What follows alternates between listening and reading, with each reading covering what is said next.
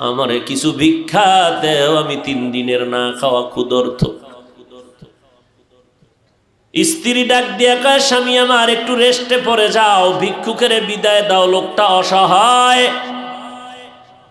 স্বামীর মাথা গরম, জীবনে কেউরে ভিক্ষা দেই না, সময় নাই, যখন তখন মনে চায় দরজায় দাঁড়াইছে, কত বড় বেয়াদব, গালাগালি শুরু করছে।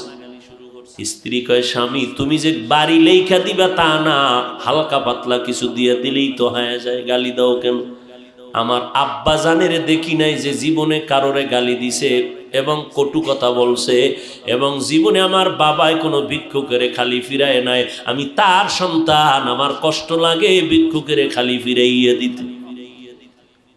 স্বামী বেচারা দুর্ব্যবহার করে, কয়, এই বিবি, মন চাইলে তুই যাইয়া দিয়া দে, আমার সামনে আর এই বিষয়ে কথা বলবি না।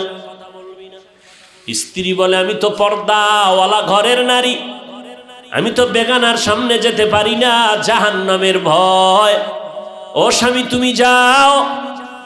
স্বামী বেচারা এতটা রাগ হয়ে গেল, রাগ হইয়া দরজা খুইলা ভিক্ষুকের এমন ধমকার গালি, এত বড় বেয়াদব, লজ্জা শরম নাই রে বেহায়া, যখন তখন দরজায় দাঁড়াইছো, চোখের আড়াল হয়ে যাবি 1 সেকেন্ডে যেন আর দেখি না। মাওলার বড় মুসিবত চাপায় দিলে আমার আল্লাহ।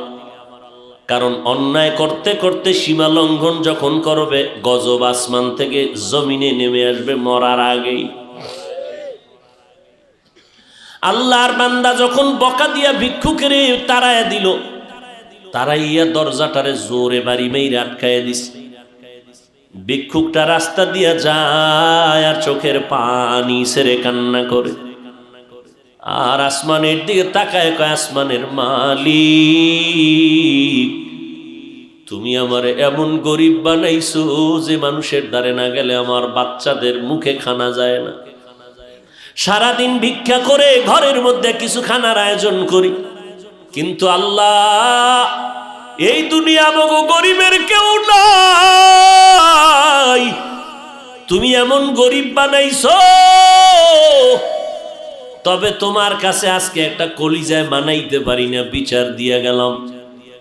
ওই লোকটা টাকাওয়ালা, আমারে ভিক্ষা দিবে না বললেই তো হইতো। আমারে এতগুলো গালি কেন দিল, আমি সহ্য করতে পারি না, মইরা যাইতে মনে চায়। আর দুনিয়ায় কেউ আমগো জুলুমের বিচারও করবে না, মালিক তোমার হাতের দ্বারা বিচারটা চাই। গরিবের কান্না কবুল হয়ে গেছে, জাকাত কবুল।